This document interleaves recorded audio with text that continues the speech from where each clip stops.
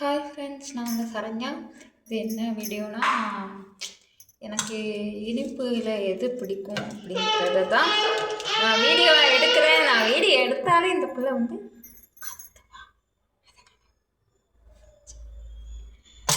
வாங்க என்ன இனிப்பு பிடிக்குன்னு சொல்லவா? இது என்னன்னு சொல்லுங்க பார்ப்போம். தெரிஞ்சவங்க மறக்காம கமெண்ட் பண்ணிடுங்க. நான் சொல்றதுக்கு முன்னாடி தெரிஞ்சவங்க, சரியா?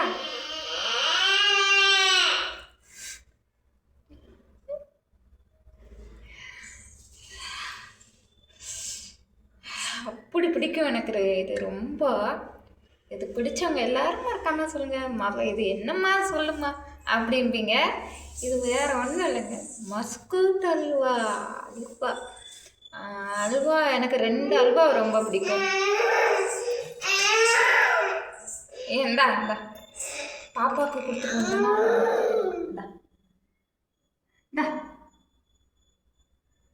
வாங்கிக்கோ. இருங்க ஒரு நிமிஷம் வரேன். எப்படி இருக்கு?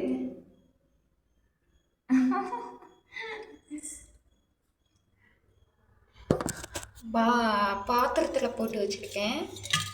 அவ்வளோ டச் பண்ணக்கூடாது.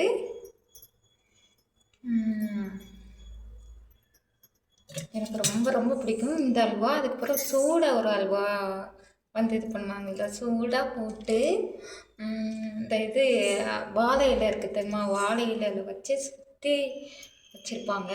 செம்மையாக இருக்கும். அதை உள்ளே போட்டால் அப்படியே வலிக்கிட்டு போகுங்க. அப்படி இருக்குங்க. அது வந்து அதில் ஒரு மருத்துவ குணம் இருக்குது.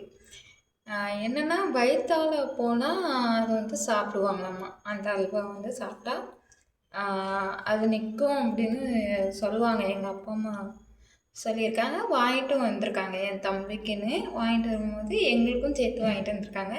அப்போ தான் சாப்பிட்டேன். செம்மையாக இருந்துச்சு.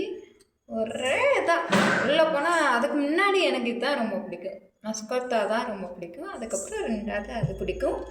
இனிப்பு வகைகளில் எனக்கு என்னென்ன பிடிக்கும்னா, பால்கோவா பிடிக்கும். இந்த எல்லாம் பிடிக்கும். ஆனால் எல்லாம் ஓரளவுக்கு லிமிட்டோட தான் பிடிக்கும். தின்னுகிட்டே இருப்பேன், தகட்டாது அப்படின்லாம் இல்லை.